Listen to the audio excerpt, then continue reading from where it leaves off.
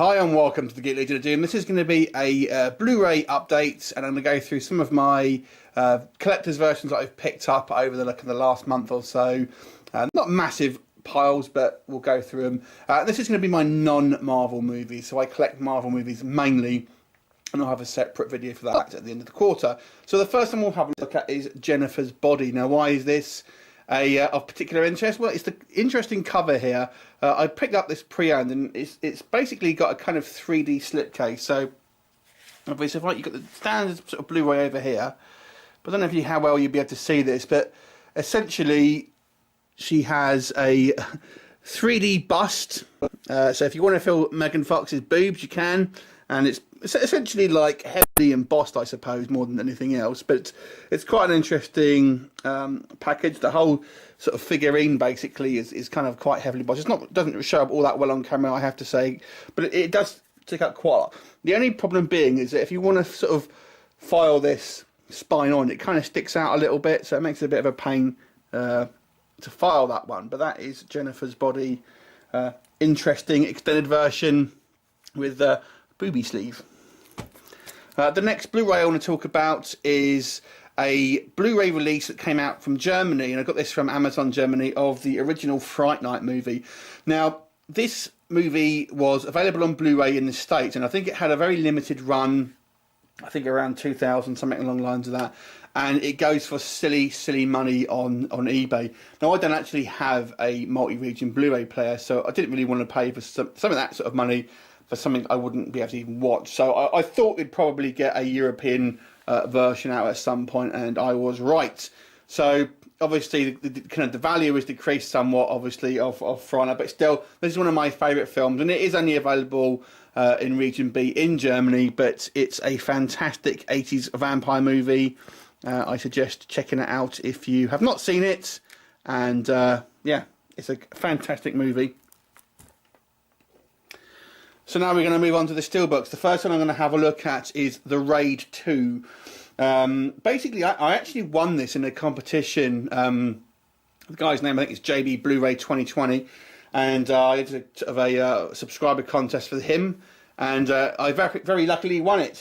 And basically, this was an Entertainment Store exclusive Steelbook, or Play.com as they were once known. And I haven't actually seen this one yet. I have seen the first Raid. This one is currently sealed, but I probably will unseal it and watch it at some point. It is a movie that I wouldn't mind watching, and I love the artwork here because it's basically got a kind of comic style art to it, and the actual logo is the boss, so it's kind of quite nice. Very subtle bit of splatter of blood there as well. So yeah, I like it.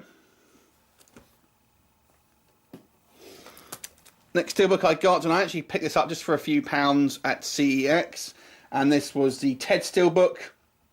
I actually think this is one of the funniest films of recent years. I did enjoy it. I'm looking forward to when they make a sequel. And this one, even though it was print, it still came with a J card, which was good. So funny film, and I'm pretty glad to pick this up for Steelbook. I only got it for like £3.50 or something along the lines of that, so it wasn't a whole lot. Obviously created by Stephen McFarlane, who created Family Guy, if you're not familiar with it. But it's a funny movie. Next up, I decided to get the Aliens Steelbook from Zavvi. Now, they've basically done a limited run of all of the Aliens movies, and to be honest with you, I only really like Aliens. I do like the original Alien movie as well, but it's not one of my favourites. Aliens is, however.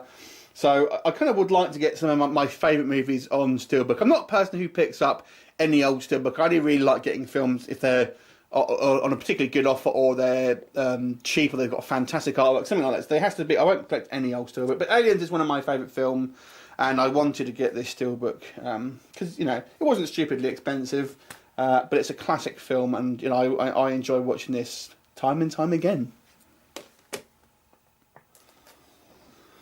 Next up was another purchase from CEX, and I got this for I think about £3 or £4. And again, it's a Steelbook with the J card, good condition, and this basically is an interesting Steelbook. It's basically got the kind of the grille of the car, so I think it was quite a good idea. Now, arguably, you could say the film is a little bit lackluster. I didn't think it was too bad. It was one of those films I enjoyed watching it the once, but I probably won't watch it tons, to be honest. But I like the design of this Steelbook. I think it's kind of quite unique, and I was pleased to get it because I do like my superhero films, and to add this to the collection. Next up, we have the True Grit.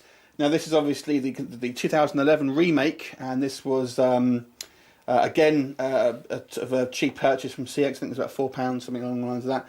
And this basically is the remake, obviously, of the classic Western. Doesn't actually have I haven't put this in the slip, so I'll just open it up. So I haven't seen this. I haven't even seen the original, to be honest. So this is one of those ones where I just kind of picked it up because it was kind of cheap and available. So that is True Grit. And then lastly for this update, this is a jumbo Steelbook. As you can see by the size of the spine here, of the Desolation of Smaug, the extended version. And I have seen the obviously theatrical cut, but I haven't seen the extended version yet. I may actually do a review for it. But this has got a lot of discs in, so I think it's 5 discs in total. So there's a hell of a lot of content here. You've got to bear in mind this is Blu-ray, not DVD. So I got to be honest, I don't think it was the best choice in covers. It's kind of a bit of a boring cover if you ask me, but I would have much preferred something along the lines of that for the front cover. But anyway, there you go. I have the original Hobbit on the jumbo Steelbook, so I thought, well, I'll get this one as well.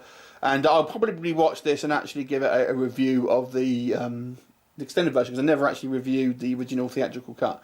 Anyway, so that is my update. Thanks for watching. I hope you enjoyed it, and I'll look forward to seeing you next time. Bye for now.